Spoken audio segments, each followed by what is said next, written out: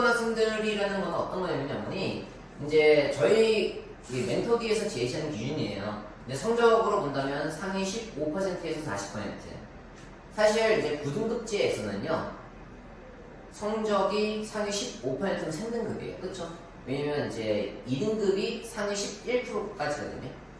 그리고 5등급제에서는 1등급이 10%, 그쵸? 그리고 2등급이 34%입니다. 그렇기 때문에 사실상 이제 5등급제에서는 이제 2등급 학생들, 2, 3등급의 학생들, 그리고 지금 현 9등급제에서는 3, 4등급의 학생들을 말을 하는 겁니다. 근데 3, 4등급의 학생들이 공부를 못하는 학생들은 아니에요. 사실은. 근데 못한다기보다는 단지 적당히 공부하고 있을 확률이 높은 것 뿐인 거죠.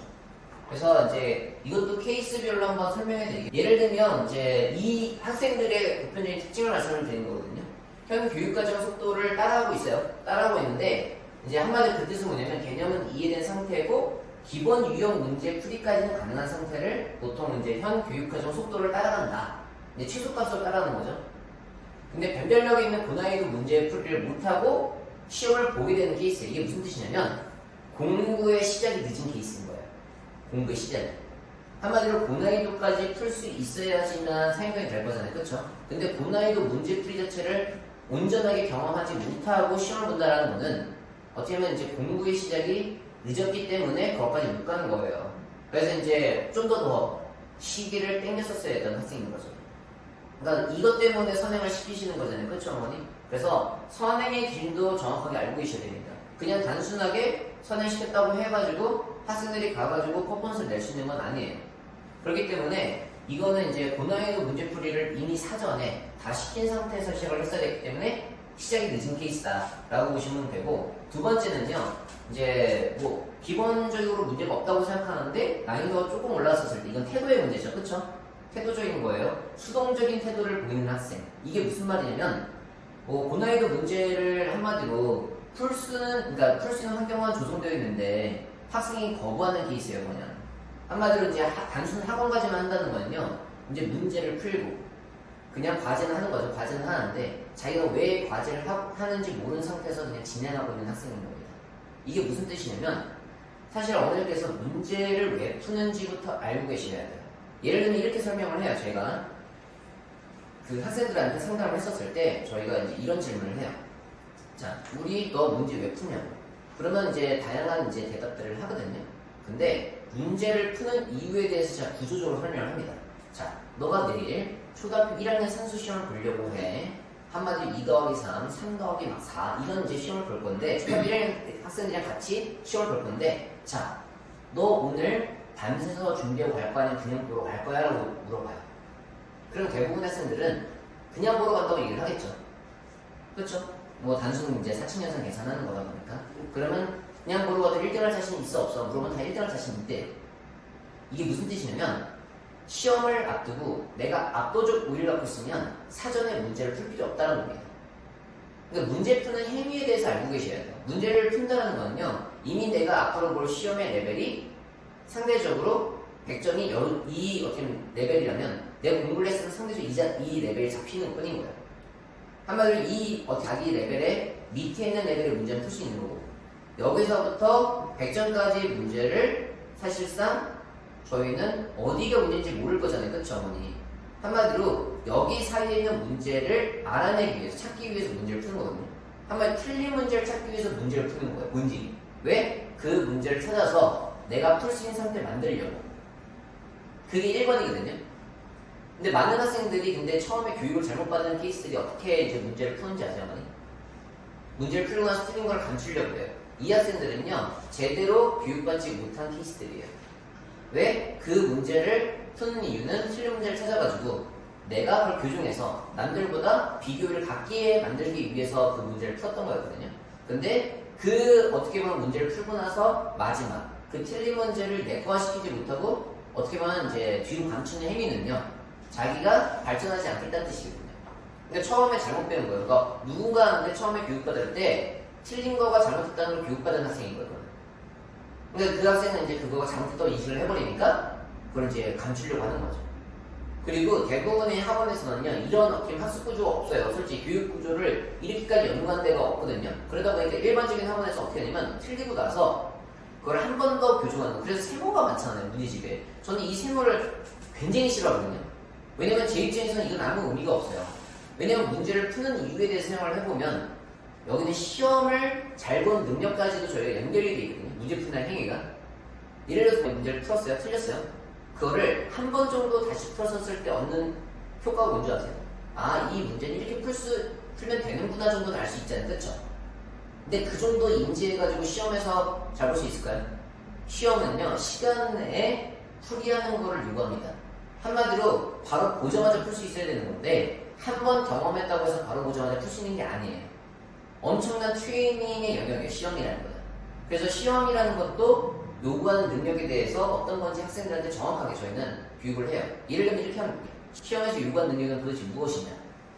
뭐냐면 어떤 문제를 풀 수 있느냐 없느냐를 물어보는 게 아니라고 해요. 저는 당연히 문제를 풀 수 있기 때문에 내는 거잖아요. 그렇죠? 못 푼 문제를 내는 거는요, 그건 문제 내는 사람이 변태라는 뜻인 거예요, 형님. 그렇잖아요. 제가 교육을, 그러니까 학생들이 당연히 풀 수 있는 문제를 당연히 이제 내야지만 교육 과정에서 어긋나면은 원래 못 내는 거잖아요. 그렇죠? 그러니까 배웠으면 풀 수 있다. 이 개념이거든요. 그래서 이제 시험에서는 요구하는 능력이 너 이 문제 풀 수 있어가 아니라 자, 이 문제 이제 당연히 풀 수 있을 거야. 그치? 하면서 대신 이 시간 내, 제한된 시간 내에 풀 수 있도록 너는 준비를 해왔니? 한마디로 준비를 해왔냐고 물어보는 게 시험의 본질이거든요. 그러니까 훈련된 그 모습을 갖췄니? 성실하게 너가 준비해왔어? 이걸 질문한 거기 때문에 저는 학생들한테 대놓고 얘기를 해요. 학벌이라는 거는 머리 똑똑한 걸 증명하는 게 아니라 사실 성실한 걸 증명한 거라고.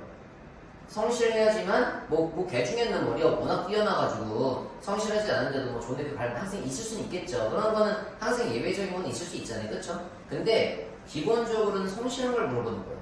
뭐 굳이 그 학벌이 주는 사실은 이제 이미지는 두 가지 있는 최대. 첫 번째 성실한 거, 두 번째 뭐 굳이 따지자면 그때 당시 어렸을 때 뭐 모를 수도 있지만 열심히 공부하고 미래를 위해서 공부했다는 현명함, 이 정도. 이 두 가지로 저는 항상 얘기를 해요. 현명한 선택을 했다. 그래서 이 두 가지만 얘기할 뿐인 것이 딴 건 아니거든요. 그럼 시험을 잘 본다는 건 준비성이기 때문에 준비성이라는 시험 시간 안에 푸는 거를 준비를 해야 하는 이 질문이잖아요, 본질적으로. 그래서 한 문제를 풀고 나서 틀렸어요. 이걸 한 번 푼 거 가지고는 도저히 될 수가 없어요. 그래서 여러 번 풀어야 됩니다. 여러 번. 그래서 이런 거를 정확하게 알고 있는 학생들은 예를 들면 제 학생 중에 이런 학생이 있었어요. 그 수능에서 지금까지 제가 가르쳤던 모든 학생들 중에서 수능에서 이제 수학이 제한된 시간이 100분이거든요.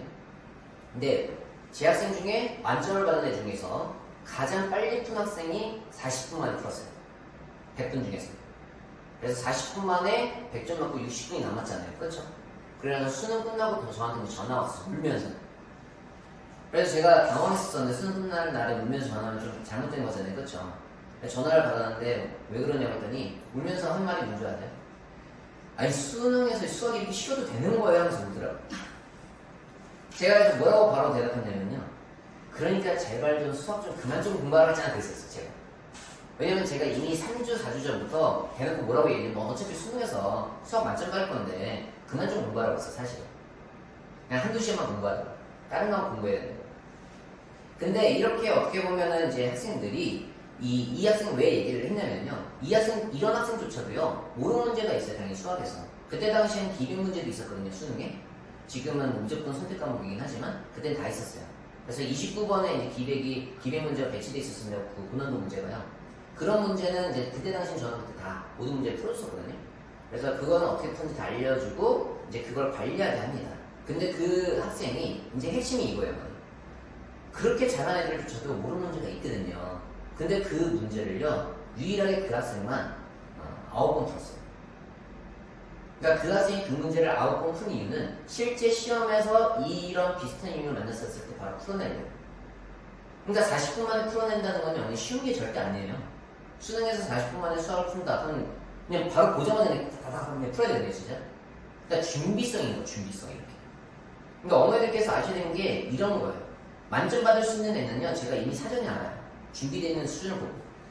그래서 이제 너는 어차피 수능 때 만점 받을 거라는 걸 이미 다 얘기를 합니다. 그래서 아셔야 되는 게 실제로 이제 만점 받는 구조들이 다 있어요. 그런 걸 이제 저희가 제시를 하는 겁니다. 그렇게 잘하면 또 9번 풀었다는 거예요. 그래서 시험에서는 중요한 건 제풀이에요, 제풀이. 시험을 위한 거예요.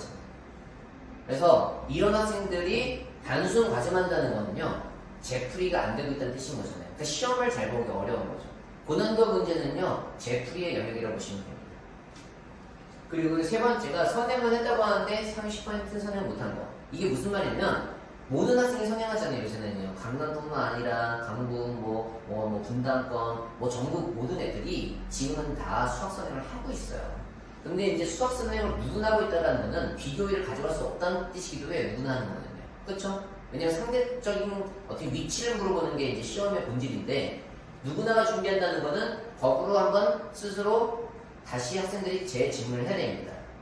내가 선행을 하는데 상위 10% 이내에 하는 학생들이 하는 그 선행을 하고 있느냐, 그냥 따라하는 선행을 하고 있느냐. 따라하는 선행을 시키시면 안타까운 게 시간, 돈, 모든 걸 다 잃어버려요. 그러니까 할 거면 제대로 해야 돼요. 학생들이 이해하지 못하는데 막 선행하고 다니고 막 그래요. 저희는 그게 굉장히 불만이거든요. 개인적으로. 오죽했으면 저희가 MTS라고 해가지고 수학 선행 진단 프로젝트까지도 저희가 만들었어요. 그러니까 어떤 식으로 선행을 해야 되는지 지금 현 위치에 맞는 선행을 시키셔야 되는데 대부분 그걸 안 하다 보니까 저희가 그런 것까지도 만들었어요. 여기 오신 분들은 저희가 무료로 다 사실은 해드립니다. 그래서 우선은 이제 저희가 이런 걸 알고 계셔야 돼요. 상위 10% 이내에 이제 선행한다는 거는 진도적인 것뿐만 아니라 퀄리티까지도 생각을 해야 된다는 거죠. 애초에 이 정도 준비 못하고 시작하게 되면요, 상위 4% 또는 이제 5등급제에서도 10% 이내 못 들어요. 그렇기 때문에 선행의 어떻게 퀄리티를 체크를 해서 선행을 시키셔야 돼요. 이건 사전 준비가 돼 있어야 된다는 거고요. 마지막으로 목표가 구체적이지 않고 머리로 해결하는 학생들 있잖아요. 이제 이 귀찮아하는 학생들이 제일 큰 문제죠. 다 할 수 있는 건데 그게 참 안타깝다고 느끼시잖아요. 이런 학생들이 바로 중위권 학생들의 기본적인 특징입니다. 그래서 이 본질적으로 이거를 넘어가는 이유가 결국에는 학습 관리가 다 안 돼 있기 때문인 거예요. 그래서 학습 관리에 원래 누구나가 원래 배워야 되는 건 기본 학습법부터 다 배운 상태에서 학습 관리가 되어 있으면 자연스럽게 원래 사용자의 점수가 나오는 거거든요. 그러니까 여기에 포커싱을 두셔야 됩니다.